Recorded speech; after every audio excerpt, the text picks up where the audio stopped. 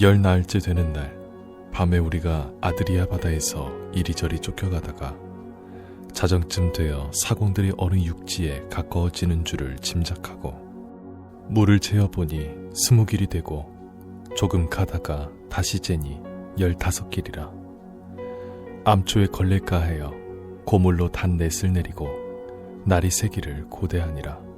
사공들이 도망하고자 하여 이 물에서 닷을 내리는 체하고 거룻배를 바다에 내려놓거늘 바울이 백부장과 군인들에게 이르되 이 사람들이 배에 있지 아니하면 너희가 구원을 얻지 못하리라 하니 이에 군인들이 거룻줄을 끊어 떼어버리니라.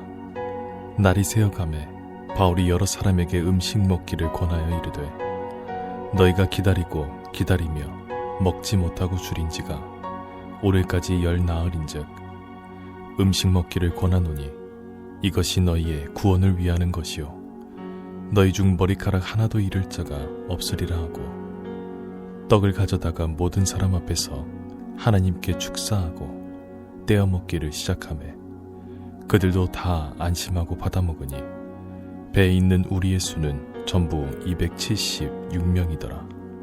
배부르게 먹고 밀을 바다에 버려 배를 가볍게 하였더니 날이 새매 어느 땅인지 알지 못하나 경사진 해안으로 된 항만이 눈에 띄거늘 배를 거기에 들여다 댈 수 있는가 의논한 후 닻을 끊어 바다에 버리는 동시에 키를 풀어 늦추고 돛을 달고 바람에 맞추어 해안을 향하여 들어가다가 두 물이 합하여 흐르는 곳을 만나 배를 걸매 이 물은 부딪혀 움직일 수 없이 붓고 고물은 큰 물결에 끼어져 가니 군인들은 죄수가 헤엄쳐서 도망할까 하여 그들을 죽이는 것이 좋다 하였으나 백부장이 바울을 구원하려 하여 그들의 뜻을 막고 헤엄칠 줄 아는 사람들을 명하여 물에 뛰어내려 먼저 육지에 나가게 하고 그 남은 사람들은 널조각 혹은 배 물건에 의지하여 나가게 하니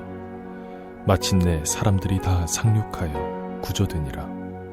유라굴로의 위기 속에서 로마를 향해 가던 사도 바울이 탑승한 배는 난파의 위험에 처하게 됩니다. 오늘 본문을 보면 사도행전의 저자 누가는 그 당시의 상황을 실감나게 기록하고 있는데 당시 상황에 대해서 거의 재난 영화를 방불케 하는 장면들을 기록하고 있습니다.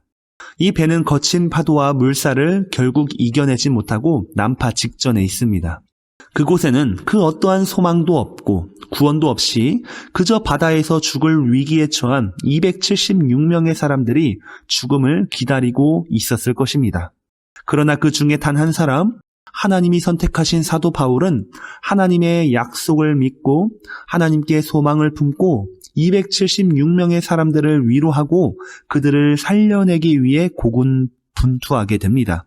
물론 바울이 고군분투한 것은 자신의 힘과 능력을 의지해서 노력했다라는 것이 아니라 하나님의 말씀을 사람들에게 전하고 소망을 전하고 구원이 있음을 선포하기 위해 대단히 노력했다는 것입니다.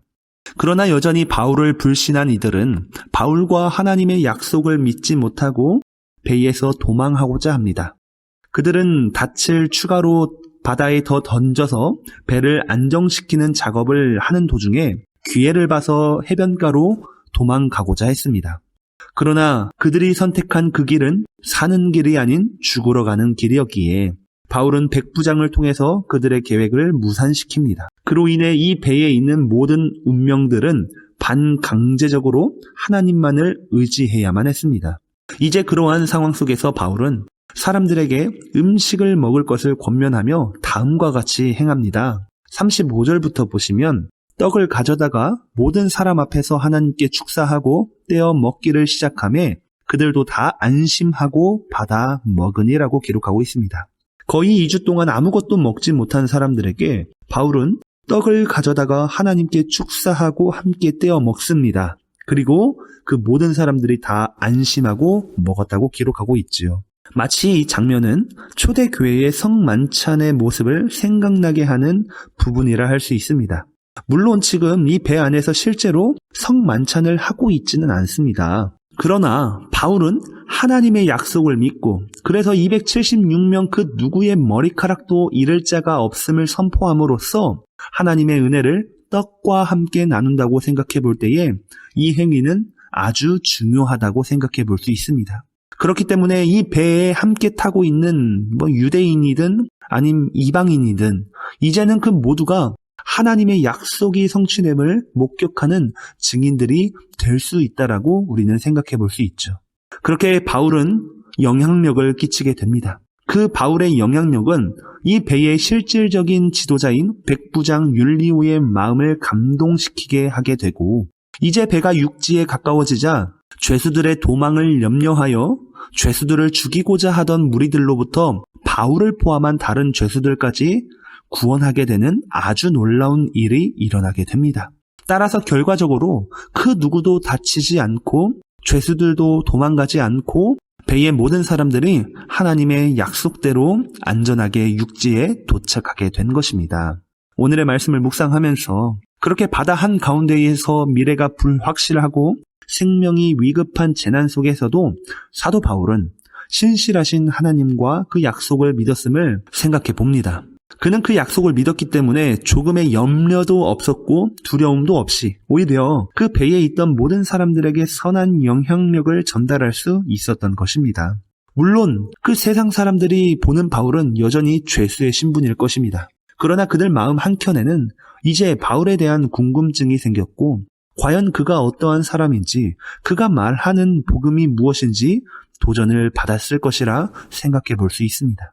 이제 이와 마찬가지로 저와 여러분 우리도 재난으로 닥친 이 시대에 바울과 같이 신실하신 하나님과 그 복음을 온전히 믿어야 할 줄로 믿습니다. 결국 하나님께서는 초자연적인 이적으로 이 어려운 상황을 반전시키는 것이 아니라 저와 여러분 그리고 우리의 교회들을 통해서 그리고 우리의 믿음을 통해서 지금의 어려운 상황을 이겨내게 하실 줄로 믿으시기 바랍니다. 그 말씀을 기억하실 때에 오늘도 우리는 믿음 안에서 복음의 선한 영향력을 이 세상 가운데 전파하며 또한 나누며 살아가야 할 것입니다. 기억하시면서 오늘도 주님 안에서 승리하는 복된 하루가 되기를 간절히 소망합니다. 아멘.